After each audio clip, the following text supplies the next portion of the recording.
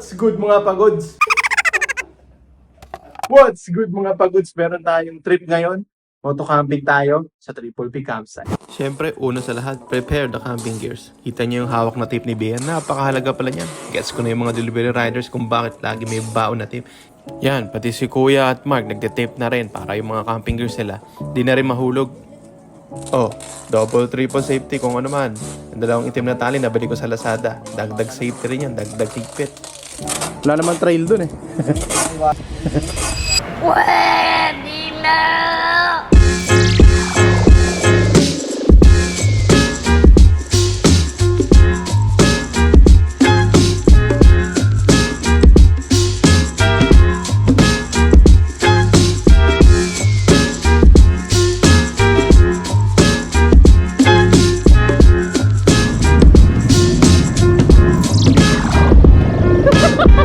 May gulong oh.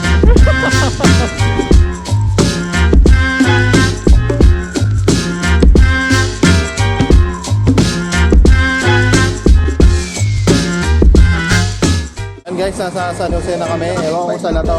Pero 30 minutes na lang dun sa Patiktik Bridge. Tapos malapit na sa Triple P. Nalobat lang. Nagpalit tayo ng mga charge. Nakawit lang itlog.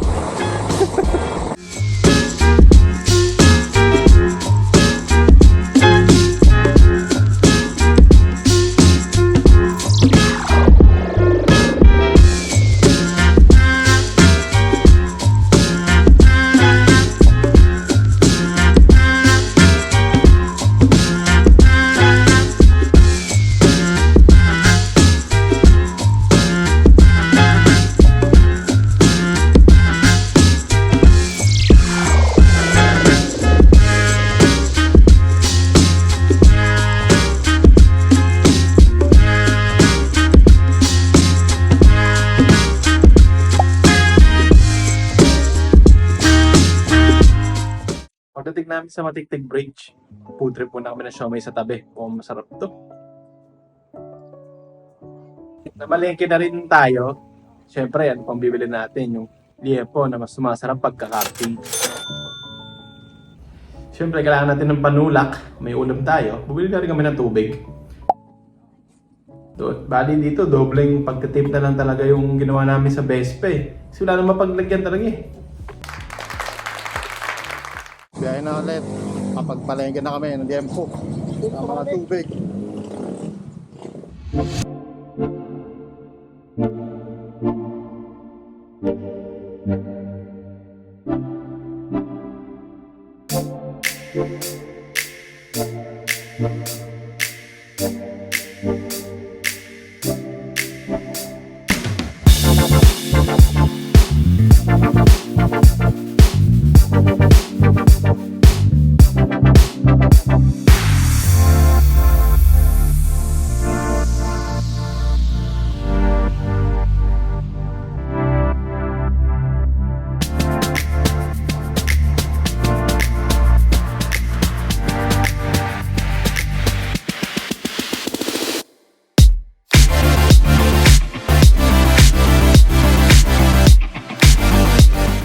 Wala naman trail dun eh.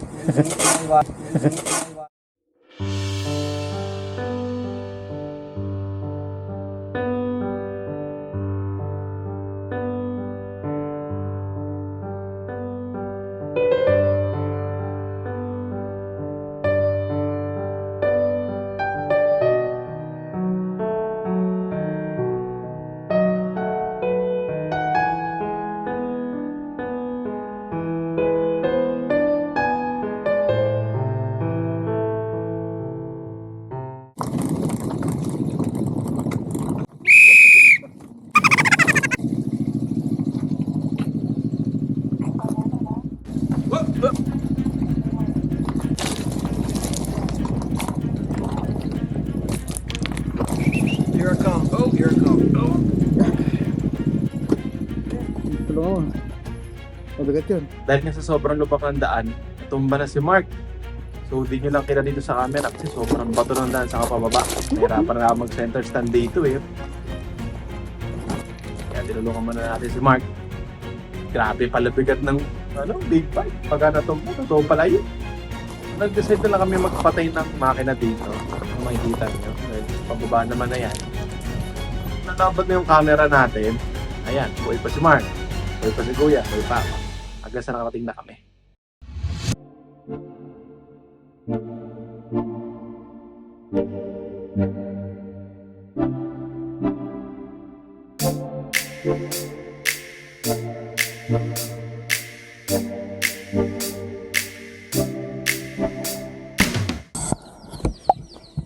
Yan. Yung parking talaga doon. Dito. Ay pwede naman daw dalhin sa baba yung motor. So, titingnan natin, napapakita ko sa inyo. Pumunta na ako dito sa may store nila, dyan na mismo sa Kubo. Sila ate, sila kuya. Sila na rin, dyan ka na rin babayad. Mura lang, i-ano natin dito sa screen. Nandun sila. Medyo hiningal lang tayo mga ma'am sir, mga pagods. Ang presko, laki ng mga ano. Dito pala may running water na papunta doon sa ilog. Ganyan. Whew.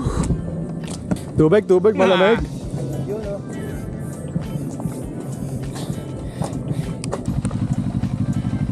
Ito na ang huling ride bago ang ilog, bagong sarap.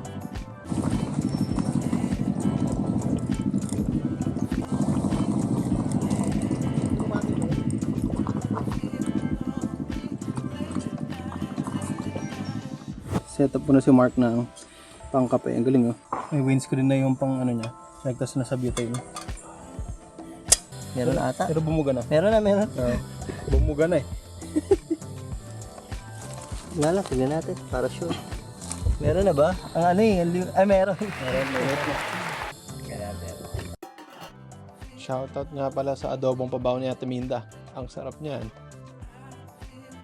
Ito ang view natin. Motor.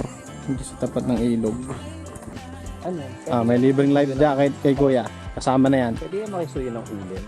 Thank you. Ilang uling pa? Pang isang Pang- baboy.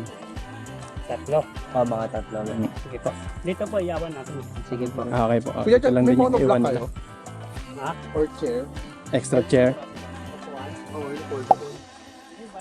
Ha? Oo ka. Oo. Sige. Sige. Sige po. 150 na naman pala. Oh, dito. Kompleto na dito. May uling. Parang may sari-sari star doon. Kung wala ka dyan upuan, may upuan. Pwedeng rentahan. Sulit na yun, 150. Saan tayo? Mabato dito. Kaya nga dito bro. Ha? Ito yung maganda Masarap dito sa baba eh. Sa baba? Oo, Oo. sa bagay. Yung ano, yung... Hindi naman daw umaano dyan. Maramdaman naman natin pag... Though sa Kasi morning, malilim. sa morning, ano yan? sabi rin doon sa vlog, doon lang sa may bato-bato yung pinakamataas na. Makakunod ko. Tapos sabi naman nila kuya din doon kanina, kahit daw may bagyo, hindi naman na yung umabot dito. Kasi tamo may hagdan, no? Ginawa ng hagdan eh. Oh, ibig sabihin yan. Yan, puto. Nadali na tayo ng pusa. Tatlo sila. Mga joke. Di ba maya bibigyan ng liempo ni Mark yan? Singular yun eh. Yung S dapat. Nadali ng manok yung siomay. Ito may mga anak, may mga kasama pa siyang anak. Nadali yung siomay, 3 piraso. Nadali ng manok. Time-lapse natin yung pag-setup ng tent.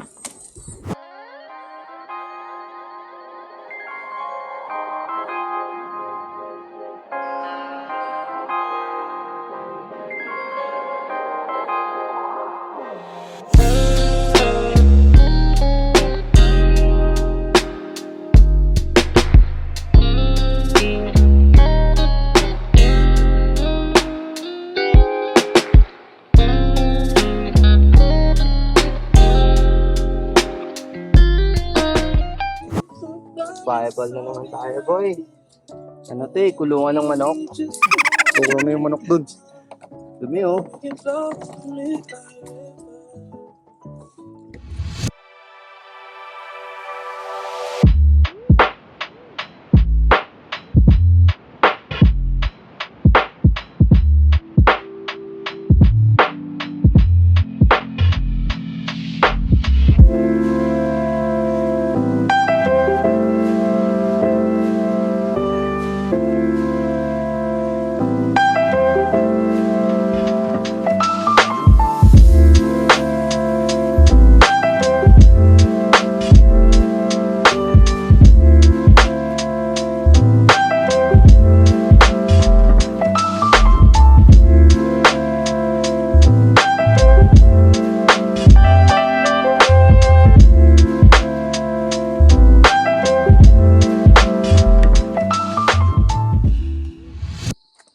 Nag-iipon mga si Mark na pang bonfire mamaya. Mga kahoy.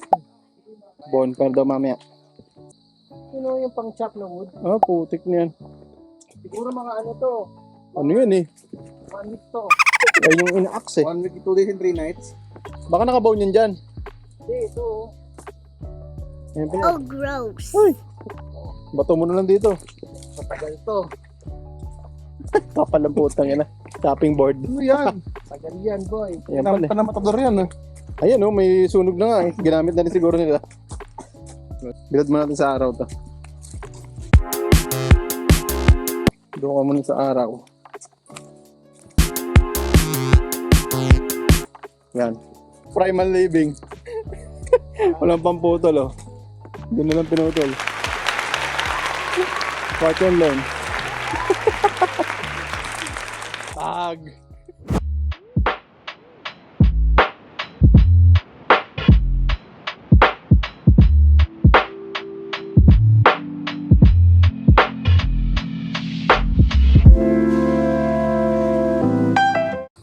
Yan. Ito na yung aming nabuong medyo bonfire. Mabilis lang daw yan kasi matil pa naman. Eh, may malang. Para naman may gawin. Tingnan natin. Oh, yun ang malakas. Shot. Shot na kami. Sage oil. Red horse. Ngayon ko lang alala. Ito na pala yung mga motor namin. Pinagtabi-tabi na namin. Tapos kung makikita nyo, sa gilid na kami nag-setup ng tent namin. Nag-swimming na muna kami para ma-relax-relax naman.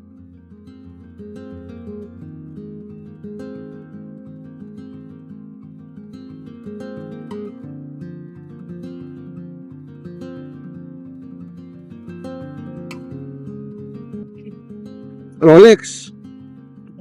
Rolex. Ang laro ni Leroy. Ito. Ano yung pulot mo? Siko. Siko. Siko Baka maitim yan.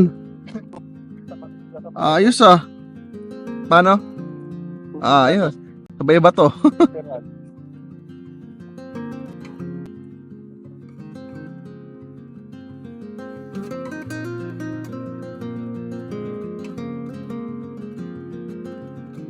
Pwede pala kayong magkayak. Tingnan nyo. Sweet nila. Meron din silang cliff diving at iba-ibang cottage kung nakikita nyo na pwede nyo i-rent.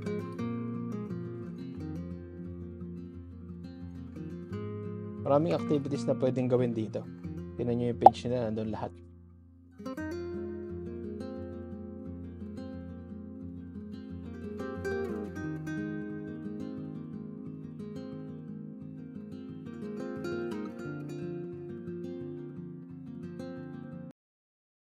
Dumilim na nga, na-setup na naman yung bonfire. Sindihan na natin. Magbobonfire na po tayo.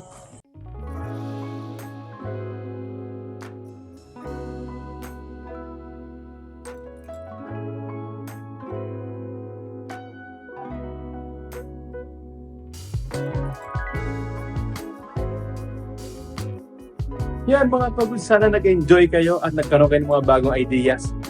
Siyempre, huwag niyo makalimutan mag-like, subscribe, and ring the notification bell. Iuwi ka na! Let's fly away, just you and me. I need a little break from the city. It's been so long since we've been gone. I wanna feel that summer feel, but I don't wanna go if you ain't